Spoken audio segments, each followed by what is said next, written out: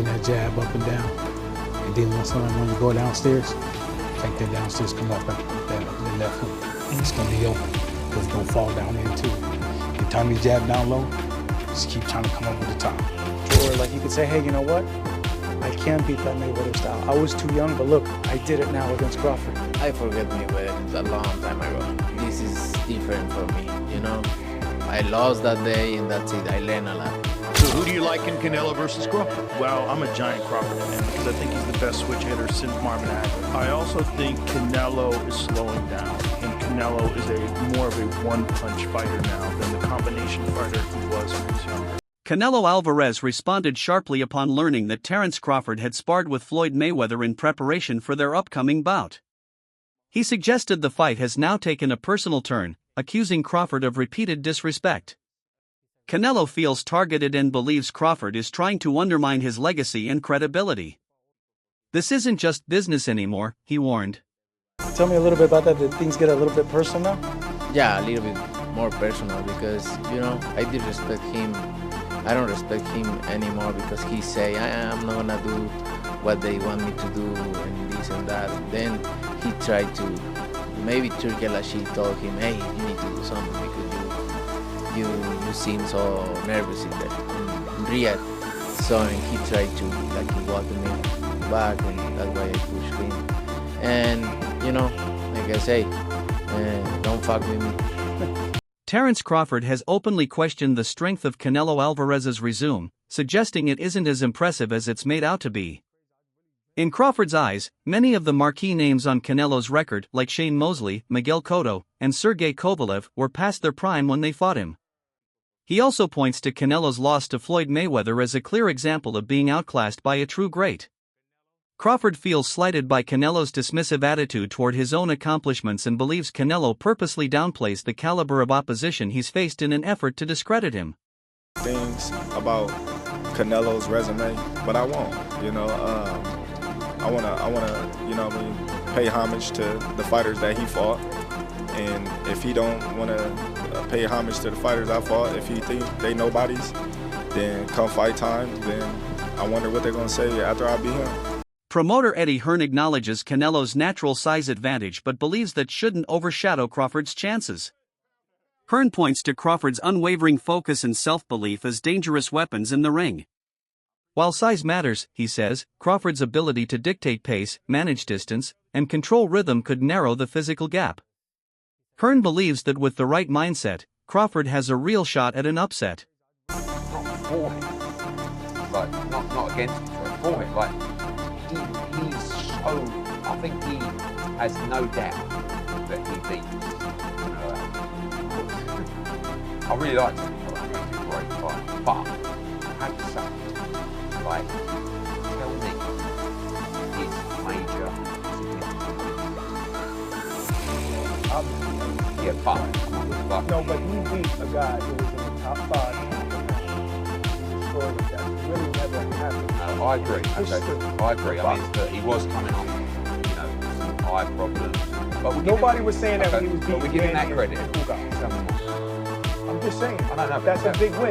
Now, keep going. Your guy from the UK who stopped him. What? 5th round? Okay, he stopped somebody that nobody ever really can hurt. Going forward. I mean, yeah, but that was about 8 years before, and Errol Spence. That wasn't. When he beat Sean Porter. No, that was in 2023. Who? Terence Crawford beat Sean Porter. No, I'm talking about Kell Brook. No, I was talking about Bud. I'm not talking about that. But he stopped him. Nobody's ever able to really hurt him. By the way, I'm not disagreeing with you. That was a great win. And then he didn't have a lot of names at 140, but Postal and all those guys, those are good fighters. They weren't big names, just like Bam. He doesn't have the great. He doesn't have a whole lot of great names, just like Inoue. Yeah, he does have two great names. By the way, he's one of my favorite doesn't fighters. have a bunch of names. John Ryder, who has shared the ring with Canelo, offers a first-hand assessment of the challenge Crawford faces. He describes Canelo's physical strength as overwhelming and notes the difficulty of moving up in weight. Still, Ryder sees Crawford as a unique talent, one who possesses the mental toughness and technical brilliance to handle the leap. He believes Crawford's adaptability could be the key to competing with Canelo's size and power. Can he go up 2 divisions? A lot of people in his camp believe that he's even going to stop him, but yeah, what's your thought? If there's any man that could do it, it would be Terence Crawford, but I just think the sheer size of Canelo is going to be too much on the line. But do you think size would be too much? I mean, you were in there with Canelo, you landed good shots and he took them, right? Yeah, I mean, listen, Terence Crawford is an exceptional talent, but I think the size would be the factor on the line and it would just be too big, too strong. Terence Crawford has been meticulous in preparing for Canelo, outlining 2 possible strategies. One is to press the action, disrupt Canelo's timing with high volume and aggression. The other is to take a more tactical approach, similar to Mayweather's style, slick defense, sharp counters, and smart footwork. While Crawford admits he lacks the physical advantages Mayweather had in his prime, he trusts in his speed, timing, and adaptability. His hybrid style, blending aggression with calculated tactics, might be the formula to unlock Canelo's defenses. It's 2 things that you can do with somebody bigger and stronger. You know, you can either try to push them back, you know, because 9 times out of 10, a strong fighter not used to going back. You know, so it kind of fucks them up in the head, you know. Yeah. Or you can just box them because some of them are just slower than others because they got flat feet, and they just looking to load up on certain shots. Now, Crawford's definitely right here. There's 2 ways to beat a pressure fighter like Canelo. Either you put the pressure back on him, which is where guys like Triple G and Bivol had success, or you use your superior skills and footwork on the outside, which is how Floyd Mayweather won. Now, Crawford, he can't use the pressure approach because he's not as physically dominant as guys like Golovkin or Bivol. You know, Bud is a welterweight or junior middleweight jumping up. He doesn't have the size to push Canelo back. Now, the outside boxing approach, that is definitely Crawford's best chance against Canelo. You know, he is right, Canelo does struggle to cut off the ring at times. We saw that in the slow fight. And he does load up on single shots now. But at the same time, Crawford is not the same pure boxer that Floyd Mayweather was. You know, Mayweather rarely got hit in that shell. His form of countering, you know, a full counter, for example, was, I'm not going to get touched and then I'll make you pay. Whereas Crawford's style of counterpunching is different. Bud will take one to throw 2 or 3 back, and he can't do that against Canelo because of the size and power difference. If Bud takes a clean right hand to throw back an uppercut or a hook, he's either going to get dropped or he's going to end up on his bike like Jermell Charlo. So while I do agree Crawford does have the superior skill set in this fight, but because he doesn't have the size to push Canelo back, with the defense of someone like Mayweather's sake, perfect for 12 rounds on the outside, I do think Canelo's size and power will make a difference in this fight, and that's why I like Canelo to win. Joe Rogan echoes a growing sentiment in the boxing world: Canelo may no longer be in his prime. Rogan points to a dip in Canelo's speed and endurance, especially in recent fights, while Crawford seems to be peaking in form and confidence. He considers Crawford's current pound-for-pound dominance as a major factor and believes the timing could favor the challenger. In Rogan's view, the fight is far closer than many assume. So who do you like in Canelo versus Crawford? Well, I'm a giant Crawford fan because I think he's the best switch hitter since Marvin Hagler. I also think Canelo is slowing down, and Canelo is more of a one-punch fighter now than the combination fighter he was when he was younger. Do you think Terence Crawford can beat Canelo Alvarez? Yeah, I think he will. Okay. I don't know if he's going to win, but I think he can win. He's going to have to box a brilliant fight. If Ray Leonard could beat marvelous Marvin Hagler, then Terence Crawford can beat Canelo Alvarez. Why do you say that? Same equation. Get in, get out. Get in, get out. Yeah. Over and over and over. He's got to figure the angles and the approaches that will allow him to step in, land to the body, or occasionally upstairs, and then get out. Legendary commentator Jim Lampley sees the Canelo vs. Crawford showdown as more than just a clash of styles, it's a battle of pride, identity, and legacy. While the size disparity is apparent, Lampley argues that both men are defined by their unyielding will and competitive spirit. To him, this fight is about more than just physical attributes, it's about heart and hunger. Crawford is going to fight Canelo because even if I have some doubts and misgivings about the size matchup, it is two action fighters who like to fight aggressively at times, not all the times, going against each other, and we'll see who can open the other person's tuna can, so to speak. Max Kellerman boldly declares Terence Crawford the current king of the pound-for-pound rankings. While he respects Canelo's accomplishments, Kellerman believes his best performances are behind him. He points to recent bouts, especially against Dimitri Bivol and John Ryder, as signs that Canelo is more vulnerable now. In contrast, Crawford has looked flawless, dominating opponents across weight classes with precision and control.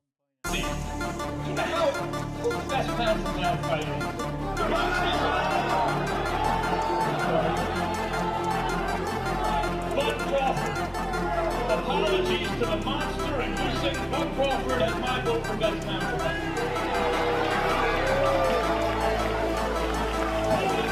Pound for pound before Bud.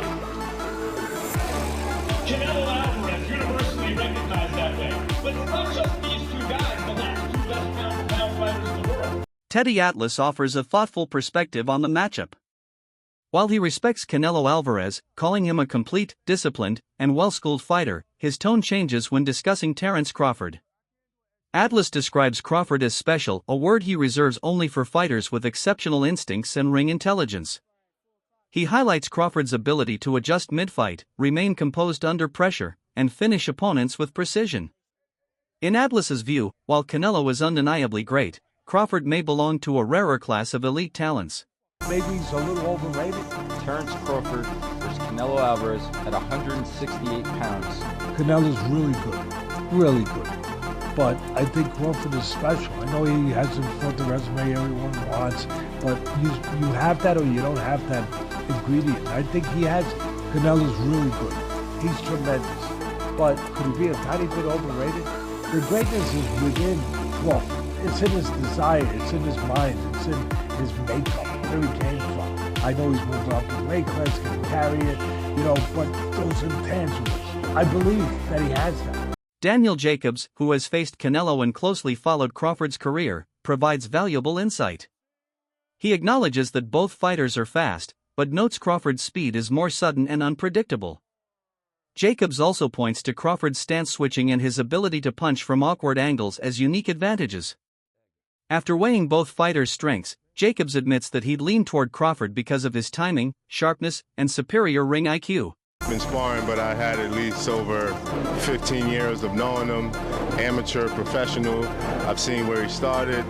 I've seen how he's gotten better over time, but I also just know what resides in him. He's a dog, he's a beast, and he's out to prove something too. So I'm excited about this fight. Canelo obviously is self-explanatory. There's really no need to go down the rabbit hole when it comes to him. But I do see this being as a 50-50 fight. But if I was a betting man, I would bet on Crawford. But also too, you can't count Canelo out. I mean, would go in, I'm assuming, as the favorite, which is rightfully so. A lot of people say that version that you fought was probably the best, Canelo Alvarez. And since then, obviously, naturally, he's slightly declined. Do you see this decline that people talk about? Well, I can see in increments because Canelo, which I've always said is an amazing legendary fighter, but he fights in spurts. So sometimes it takes for the opponent to actually initialize him giving the best.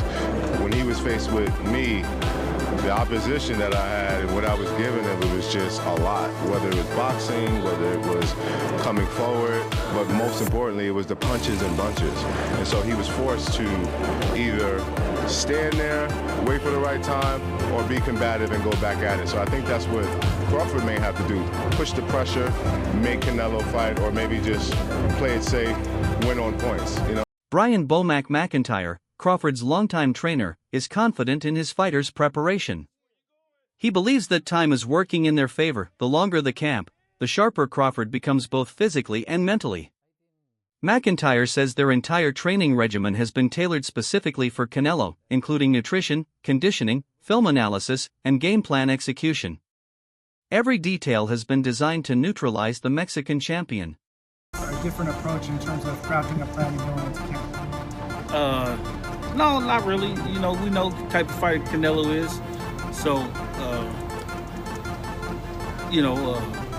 as a fighter, you mentally prepare for things like that. And then as a trainer, just making sure he's sharp. His mental game is sharp, his physical game is sharp. Strength-wise, nutrition is everything. Got to, like I said, hitting on all cylinders. So by the time you step in that ring, it's easy picking. Rising star Jaron Ennis offers a measured take.